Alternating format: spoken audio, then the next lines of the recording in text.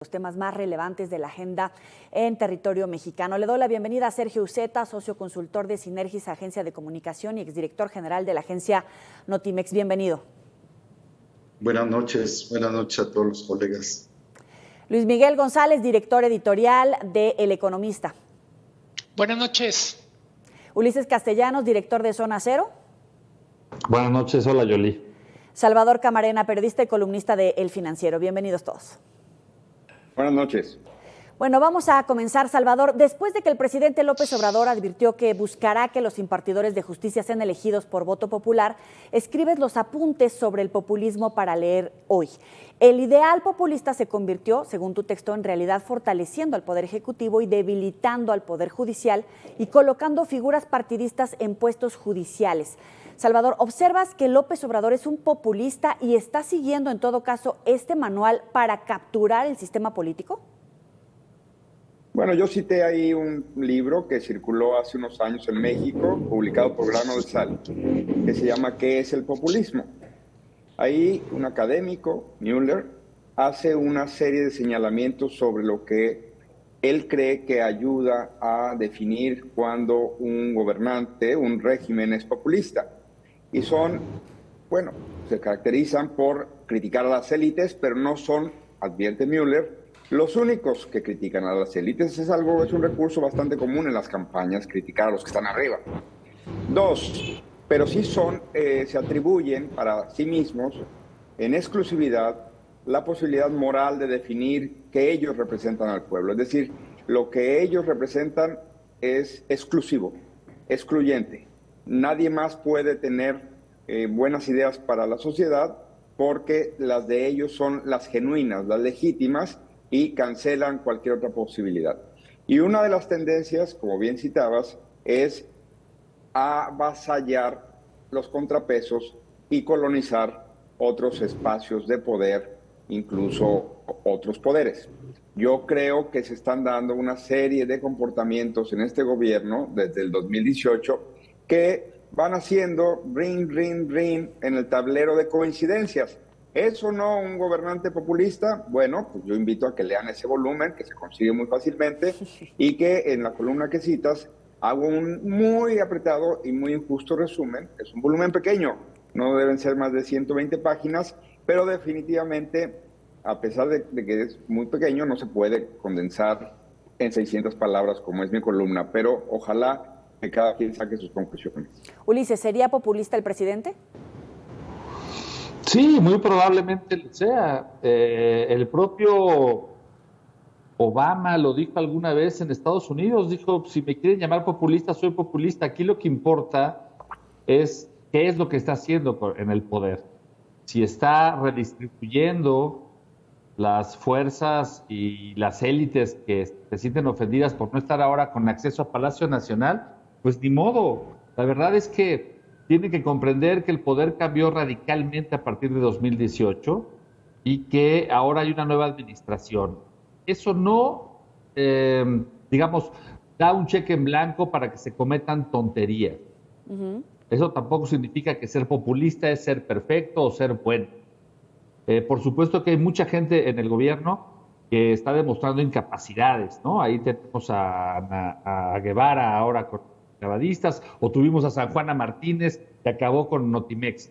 Por supuesto que hay gente que mancha el trabajo que se está haciendo desde Palacio Nacional, pero el hecho de que el presidente se asuma como populista o que se le pretenda criticar como si fuera peyorativo llamarlo populista, no creo que al presidente le importe que le digan eso. Pero con el objetivo de debilitar al Poder Judicial y fortalecer al Ejecutivo, más allá de las personas, en este caso López Obrador, debilitar al poder o el sistema de poderes, Ulises. Bueno, puede ser un exceso querer influir en otro poder, en el Poder Legislativo y en el Poder Judicial.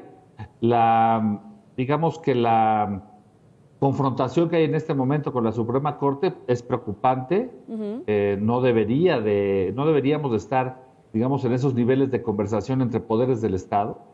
Claro. Pero yo creo que refleja el coletazo de todo lo que ha pasado y ese es un sector que no se ha transformado. Entonces supongo que el presidente, tiene en esa trinchera pues una nueva misión. Y sí, me imagino que sí, preferiría una Suprema Corte que estuviera más a tono con su gobierno. Luis Miguel. Coincido con Ulises en que al final la palabra populista puede sacarnos un poco de foco comparado con lo que es sustantivo. ¿Cuál es la relación de quien está en Palacio Nacional, del Ejecutivo, respecto a los otros poderes y también respecto a otros contrapesos? En el artículo que escribió hoy Salvador, no solo se habla de los poderes ejecutivo, judicial, legislativo, sino otros actores sociales. Preocupa esta forma de avasallar a quien no coincide con él. Creo que estamos incluso frente a un tema, vamos a decir, orwelliano, de abuso del lenguaje. De repente a quien critica al presidente se le dice lo atacó, y el presidente tiene razón en responder a los ataques. Criticar, exigir cuentas, no es sinónimo de atacar. Atacar es llamar a alguien corrupto, sin pruebas, básicamente sin nada que demostrar y quedarse tan campante. Me parece, efectivamente, este gobierno es la respuesta de muchas cosas que funcionaban muy mal, pero también hay que decir que en la mayor parte de cosas que funcionaban mal, no se ha tenido el cuidado en la administración pública para que funcionen mejor. Seguimos en el 5º año más bien escuchando pretextos y descalificaciones que viendo resultados. Sergio, otro capítulo en este pleito entre la Suprema Corte y el Ejecutivo es ahora que el Pleno de la Suprema Corte pues declara inconstitucional el llamado decretazo del Ejecutivo Federal que considera de interés público y seguridad nacional la realización de proyectos y obras a cargo del gobierno. Obviamente mencionan el Tren Maya, la refinería de Dos Bocas, y esto permitiría en todo caso reservar información. Incluso escuchábamos hace unos minutos a los ministros argumentar si realmente había ingenuidad en considerar que no había un ejercicio o un intento por no rendir información claramente. ¿Es otro revés en todo caso de la Corte a López Obrador? Pues bueno, yo diría que más bien es el poner en orden las cosas a partir de la interpretación de lo que dice la Constitución, ¿no? Más allá, digamos, de ver a la Corte y al presidente como adversarios o en una disputa política, pues yo creo que la Corte está haciendo su trabajo.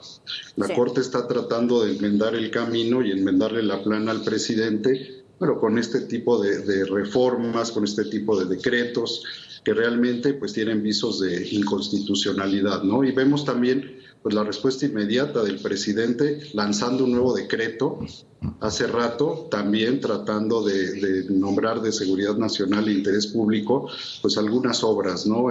Incluso el Tren Maya, el interoceánico, interistmico que está también en disputa, y algunos aeropuertos, ¿no? Entonces, yo creo que la Corte está haciendo su trabajo, simplemente pues los fallos, las decisiones que está tomando, pues no, desde la óptica del Ejecutivo Federal, pues no están favoreciéndole, ¿no? Y esto entra como parte también de un tema de disputa política que en los medios de comunicación y en el debate público se ve una confrontación.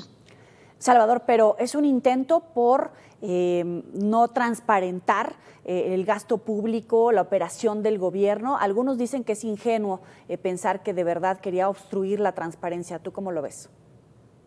Pues sí, digo, hemos visto a lo largo de estos años, son visos de opacidad, ¿no? O sea, lo reiterativo en la acción del gobierno, del Ejecutivo y de algunos personajes es la opacidad. O sea, eso sí, digamos, se está convirtiendo como en algo característico, como un sello distintivo a lo mejor del gobierno de la llamada Cuarta Transformación, porque sí son varios las iniciativas, los intentos, los decretos por poner en términos de seguridad nacional o en términos de interés público algunos de los temas más controvertidos, ¿no? Al final de cuentas, pues sí estamos viendo que hay visos de opacidad muy claros y que son temas que molestan sobremanera al Ejecutivo, que pues vayan en contra de su deseo, ¿no?, de mantener esto reservado, bajo reserva, y que la gente pues no pueda conocer estos montos. Creo que todos tenemos derecho a conocer la información sobre cuánto se está invirtiendo, cuánto se está sobregastando también en todo este tipo de obras o megaobras que son características de este gobierno. Salvador. Yo creo que me gusta retomar lo que decía Luis Miguel González, hay que cuidar el uso de las palabras. En los medios comentamos, por desgracia, esto de choque de poderes, otro revés a AMLO, de una más en contra.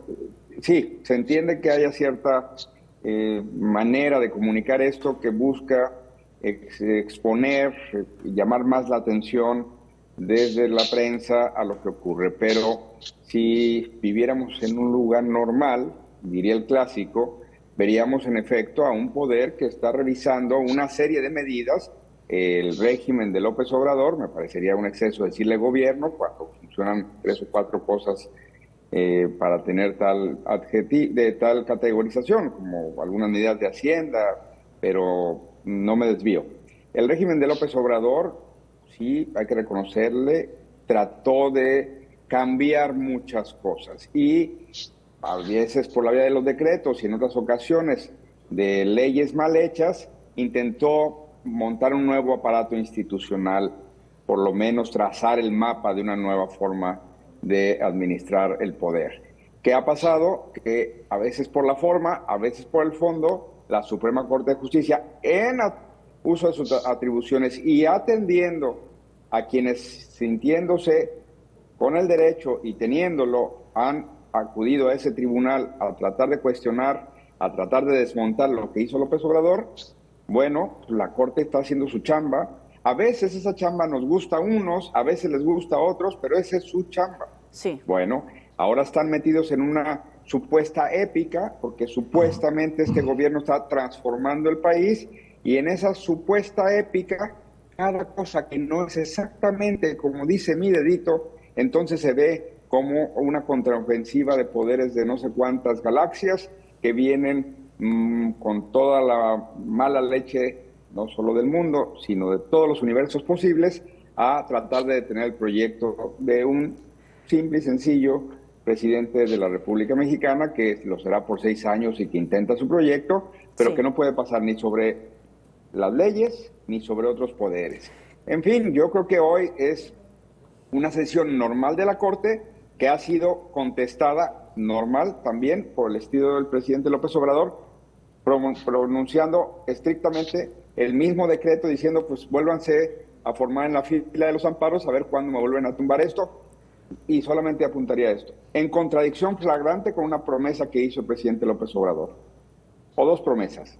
Una, transparencia total, no, es un opaco total, por lo menos en estas obras, y ese es el espíritu del decreto. Y 2, cuidado del medio ambiente, no se está cuidando el medio ambiente en estas obras. Creo que Ulises no coincide, pero primero tenemos que hacer la pausa en Mesa de Periodistas y ya volvemos.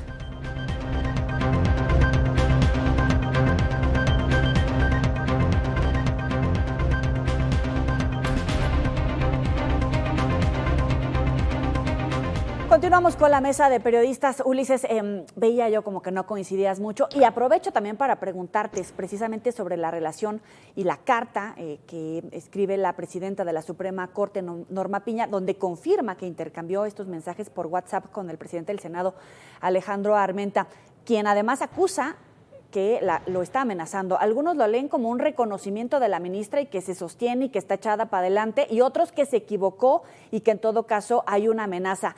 ¿Es la manera de interactuar entre 2 personajes que están representando a esas instituciones, Ulises? También te lo pregunto. No. A mí me da pena ajena que estén sacando por ahí WhatsAppazos, tanto desde el Senado como que la ministra acepte que ella escribió eso. La verdad es que estamos frente a muchos momentos inéditos. En primer lugar, yo no sé cuándo en el sexenio anterior se preocuparon tanto por la transparencia cuando se planteó el Tren México-Toluca, cuando se estaba haciendo el nuevo aeropuerto, el de Texcoco. este frenesí que veo ahora por saber exactamente incluso cuánto se gasta en la tintorería del Palacio Nacional, me parece que da notas, da clics, pero francamente me parece que no es lo importante. Es obvio que el presidente ha puesto un nivel de confrontación en la narrativa pública que nosotros como asesores no compartimos, ¿sí? A mí nunca me ha gustado ese nivel de confrontación, no me parece que tenga ningún sentido, pero lo que estamos viendo ahora es el resultado de ese nivel de confrontación, pero abierto públicamente. Es decir, todo esto ya pasaba en sexenios anteriores, llamadas rudas, comentarios rudos, pero ahora los estamos viendo a flor de piel. Entonces, a mí lo que me causa, no sé, veo que la oposición no lo comprende. Es que están empeñados en volverse ahora los más puros, los más santos, los que quieren revisar qué pasa con la tintorería de Palacio Nacional, cuando nunca antes les importó qué pasaba en Los Pinos. Entonces, es simplemente un juego retórico. Hoy le dicen al presidente o al gobierno que es opaco. ¿Por qué cierra el presidente o por qué manda este decreto hoy del Tren Maya? Porque si no lo hace, por cualquier cosita van a parar un tramo o van a parar una construcción de una estación en Playa del Carmen y van a evitar o evitarían que el tren se termine este sexenio. Entonces, me parece que todo es un juego, digamos, hipócrita de querer hacer parecer que es el gobierno menos transparente, porque lo que quieren provocar es que se descarrile más bien el proyecto de la 4T. Ahora, por último, lo de la ministra y los WhatsApp me parece, por supuesto, un gravísimo error. No entiendo incluso, no creo que haya una amenaza en esos WhatsApps, pero tampoco veo el sentido de ese comentario en la noche de la ministra hablándole a una persona que no es su amiga, que no es su amigo, y que la balconeó al día siguiente. Me parece terrible que tengamos este nivel de conversación y que incluso estemos hablando en televisión de eso. Luis Miguel. Empiezo por lo que sí coincido con Ulises. La conversación entre la ministra y Alejandro Armenta es lamentable. Nos da una idea de lo mal que estamos, valga la palabra, en civismo. Hay un deterioro en la interacción en la clase política que está llena de estampas todos los días. No veo amenazas como tal, pero veo falta de estrategia, falta de sentido común y veo imprudencia. Abre una puerta para críticas justificadas al Poder Judicial. En lo que estoy radicalmente en desacuerdo con Ulises es esto de que la exigencia de transparencia es una moda de este sexenio. Pertenezco con mucho orgullo a una generación de periodistas que desde los 90 peleamos por transparencia en gobiernos locales, en el gobierno federal. Hay 30 años de batalla por la transparencia. Le tocó pagar el precio a todos los gobiernos. Cuando trabajaba en Guadalajara eran gobiernos del PAN y nos decían, ¿por qué no le pidieron eso nunca al PRI?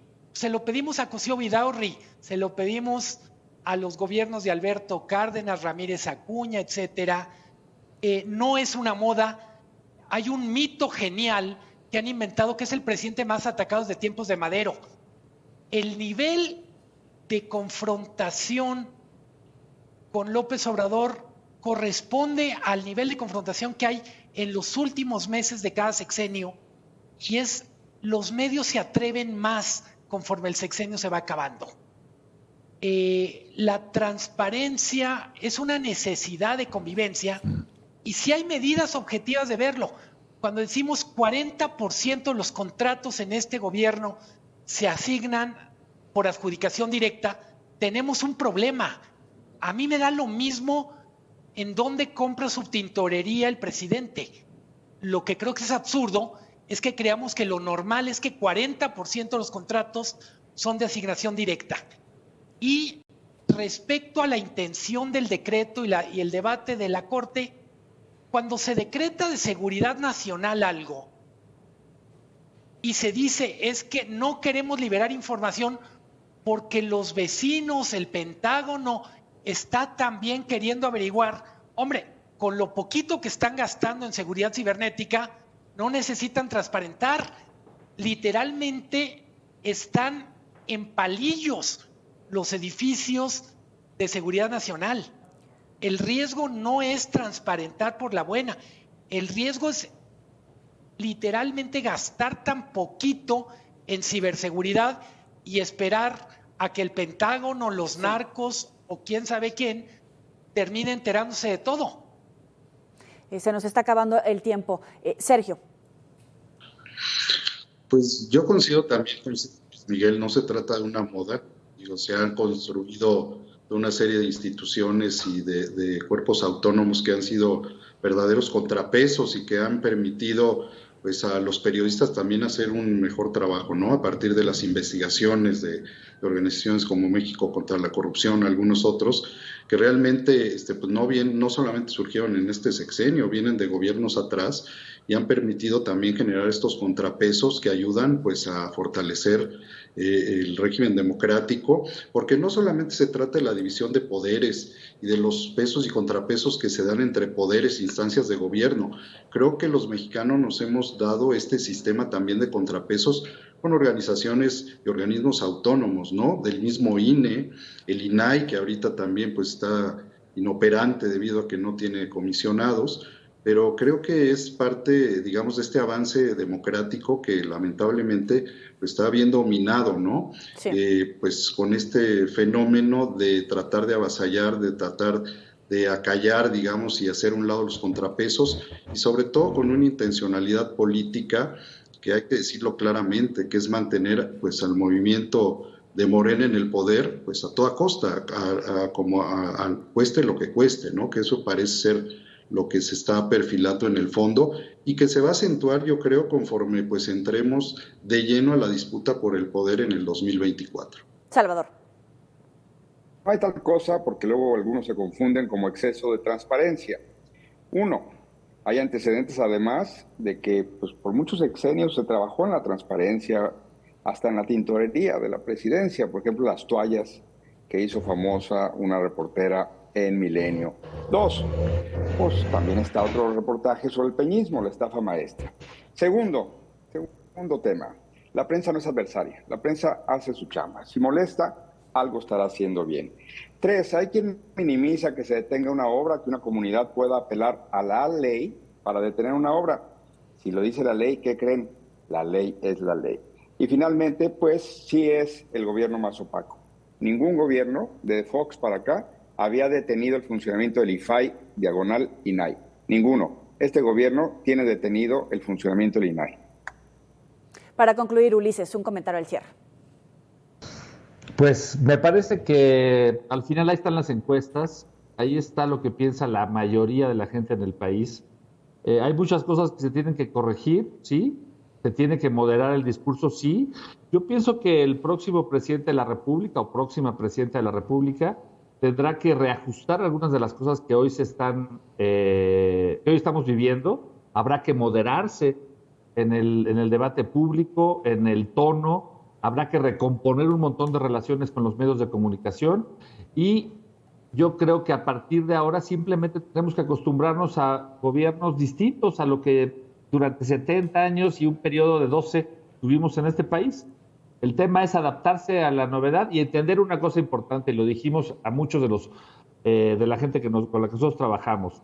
Este es el año más peligroso. Este año, el último año de López Obrador, es donde se van a venir con todo y donde se van a descomponer las cosas. Solo tenemos que estar pendientes y yo creo que todos con serenidad. Sergio Uceta, muchísimas gracias por estar aquí con nosotros en Mega Noticias. Luis Miguel González, como siempre, también un placer que nos acompañes. Ulises Castellanos, gracias por hacernos un huequito allí en tu agenda, de verdad que nos salvó de último minuto. Salvador Camarena, también muchísimas gracias por acompañarnos en la mesa de periodistas. Gusto, buenas noches. Buenas noches para los tres. Gracias.